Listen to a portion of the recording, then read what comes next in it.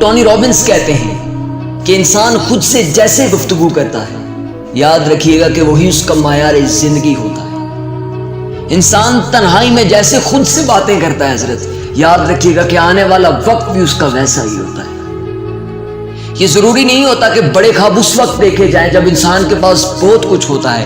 یاد رکھنا کہ خوابوں کی کوئی قیمت نہیں ہوتی، یہ خواب دیکھنے کے لیے کوئی قیمت ادا نہیں کرنا پڑتی۔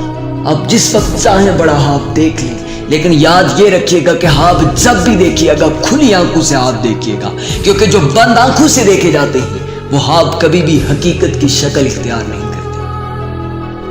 اشفاق احمد صاحب سے کسی نے پوچھا تھا کہ وہ کون سی قومیں ہیں جو امیر قومیں ہیں اور وہ کون سی قومیں ہیں جو غریب قومیں ہیں، تو آپ نے بڑے کمال کا جواب دیا تھا۔ آپ نے کہا کہ جن قوموں کے پاس خواب ہوتے ہیں وہ قومیں امیر قومیں ہوتی ہیں، اور جن قوموں کے پاس خواب نہیں ہوتے وہ قومیں غریب قومیں ہوتی ہیں۔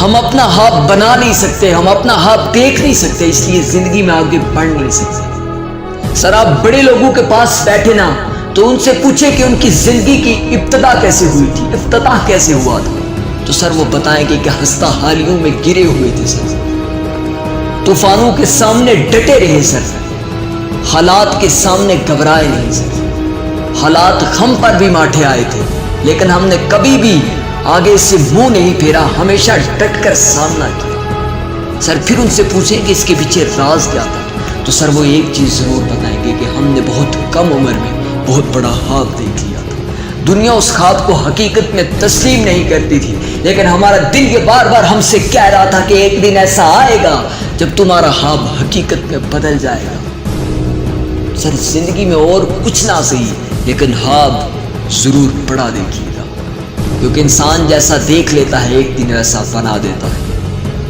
ہم اکثر کسی کو فالو کرتے کرتے چلے جاتے ہیں۔ وہ کہتے ہیں کہ ایک دن ایک شخص گاڑی لے کر ایک شاہراہ پر گامزن تھا تو اچانک اس کی ہیڈ لائٹس خراب ہو جاتی ہیں۔ وہ آگے والی گاڑی کو فالو کرنا شروع کر دیتا ہے، فالو کرتے کرتے کرتے کرتے ایک مقام ایسا آتا ہے جہاں پر اگلی گاڑی جس کو وہ فالو کر رہا تھا وہ رک جاتی ہے، وہ رکتی ہے، اس کا ڈرائیور باہر نکلتا ہے تو پیچھے سے یہ گاڑی جا کے کھڑی کر دیتا ہے۔ جب ڈرائیور باہر نکلتا ہے یہ بھی باہر نکل کر آ کر کہتا ہے کہ آپ نے گاڑی کیوں روک دی؟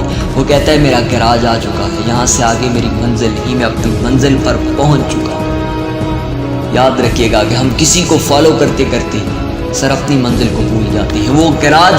وہ گاڑی والا تو اپنے گراج تک پہنچ چکا تھا، لیکن جو اس کو فالو کر رہا تھا وہ اپنی منزل سے، اپنے راستے سے بالکل بھٹک چکا تھا۔ زندگی میں ایسے بھی مقام آ جاتے ہیں جب انسان شاہراہ پر گامزن ہو کر اپنی منزل کی جانب جو راستہ اور جو سمت اختیار کر لیتا ہے، سر چلتے چلتے اکثر اچانک اندھیرا چھا جاتا ہے، انسان بالکل حیرت اور حیران ہو کر رہ جاتا ہے کہ یہاں سے آگے کیسے جانا پڑے گا۔